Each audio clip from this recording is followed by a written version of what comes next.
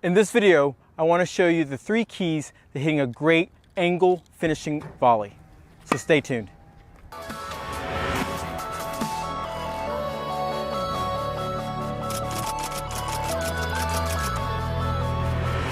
So like I said, I want to show you some of the keys I think to hitting a great angle forehand finishing volley.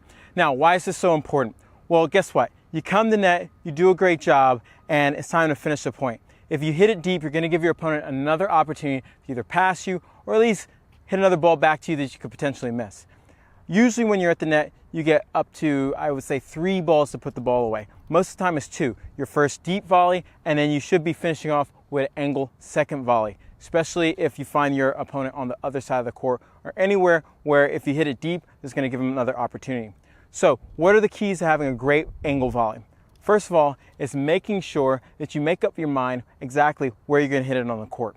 When I'm thinking of an angle volley, I'm not thinking of hitting it hitting such a sharp angle that actually it becomes more difficult. I want to hit just sharp enough where if I think about where the single sideline and the service line, I just want to make sure the ball bounces off the court in that section of the box. So it's really important that you understand the location of where you want to hit this angle volley. The second thing is preparing and knowing how you want to make contact with the ball. Now, if I'm going to hit an angle volley, one thing I want to do is make sure I'm not making contact back here. This is for a normal deep volley. For the angle volley, I want to get on the outside of the ball, and this is how I create the angle. Too many players, when they're trying to hit an angle ball, they hit the ball late, or they find themselves hitting the ball way behind them. For the angle volley, I want to have my racket in front and catch the ball on the outside so I can angle it off the court. The next key, I think, is making sure that your swing is very minimal. Okay, we don't need a big swing. We're using a lot of the paces on the ball, so you don't need to hack at the ball or do anything fancy. All you want to do is set the racket up and a small little tap, adding a little bit of side spin on the ball or brushing the ball so you can control it off the court. Okay, so I'll do a couple of demos so you see exactly what this looks like. Now, when I'm doing demos, I'm just going to really focus on my placement, like I said, making contact in front, and also making sure that I put a little bit of brush on the ball to control it. So as the ball's coming to me, I set up, boom.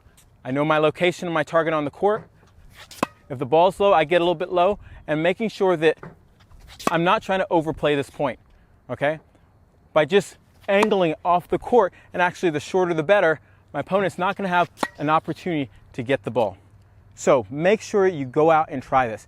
The 3 keys: making sure that I understand the location on the court that I want to hit the ball, making sure that I'm also getting on the outside of the ball, and third, finally, making sure I put a little spin on the ball so I can control it.